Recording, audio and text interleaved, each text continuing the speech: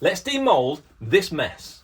We know the foam has gone off, so it's a bit of cleanup time, a bit messy. I'm not sure if I achieved the pressure that I wanted to achieve with my method of putting tape over the holes after I've poured the soft PU foam liquid in before it became foam. But let's just have a look. A trusty scraperino. Scraper. The cut has gone off nicely. Can I save the cut? Not really. Still some residual manky in there. Still some residual liquid polyurethane foam in there. My scissors, very dirty. Give them a quick clean. Don't want to make them dull though. Let's take the clamps off. Well, no, first I'll take the tape off.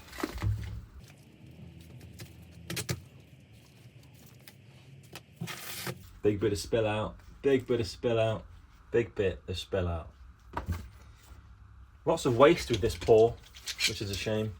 Dirty clamp. So that clamp goes away. This one, away. Let's take the wooden boards off.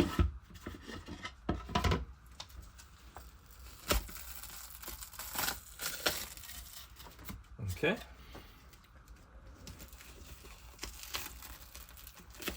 Really well stuck to the table, this is.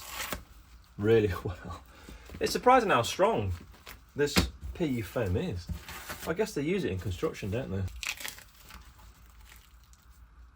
Ah, now, this is a bit of a problem. You can see how my mould did not line up during the pour. So that face should be flush with that face, but it should be flush with that face. And as you can see, it isn't. So I'm guessing I'm going to have quite a lot of flashing here. So just as before, where the feet are, I'm just going to cut through with the knife.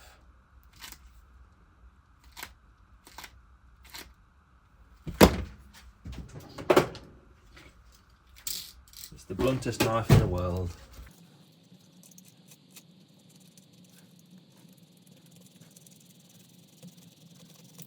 Right, so there's one foot. Looks a bit rough. Here's the back of the heel of the other one. So I'm just gonna. My hand's probably in the way here, so I do apologise.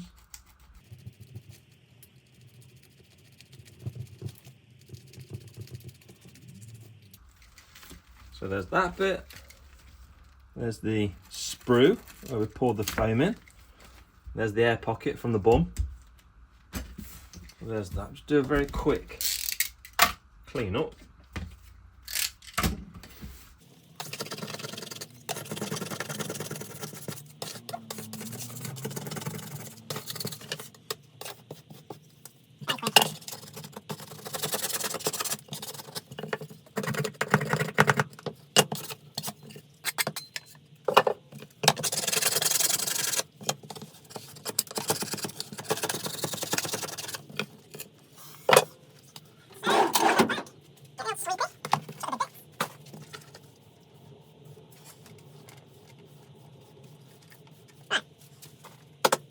So we have a relatively clean-ish bench.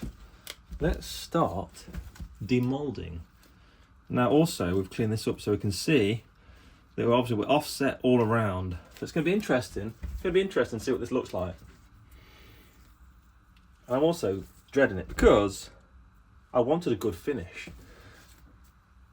But if we just look here with this cocktail stick, if you look here, you can see how there is a whiter skin all around. So I'm hoping that in places, now I'm going to get a better surface finish. So look, fluffy sponge in the middle, dense foam around the edge. So fingers crossed.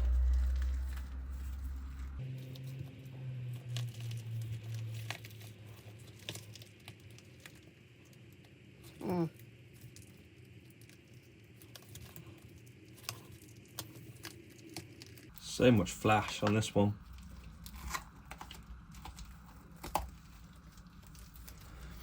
Just remove the air at the vent hole bit. So a relatively good pour. I don't know why I put the sprue there. It looks like something else. So that's an error. I've only just noticed that like 5 videos in. 15 videos in.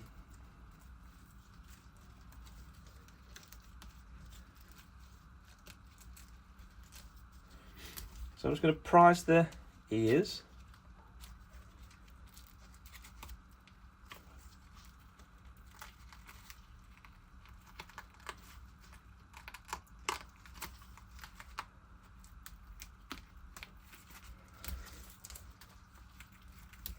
And then the hands. It all looks like it's formed relatively nicely. So there we go. Mould very empty.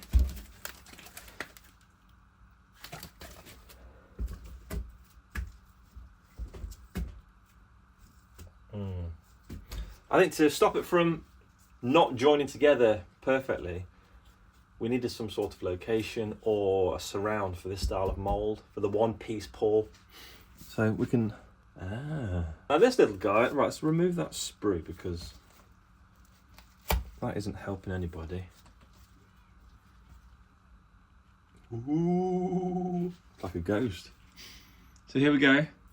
Lots and lots of flash. But what's that? Why's he got one of them? Oh, that's the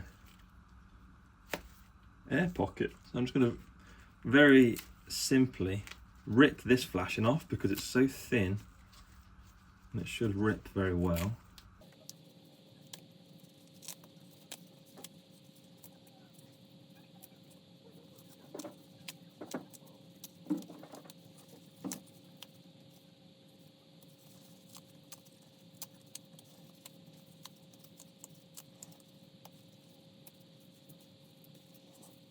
So that's just a very quick rough and ready de-flash. But the interesting thing here, we've achieved something. So we have a much denser model compared to a previous pour. And so where we have, so this is an old pour, this is the new pour. Look how smooth the head is. Look how rough the head is.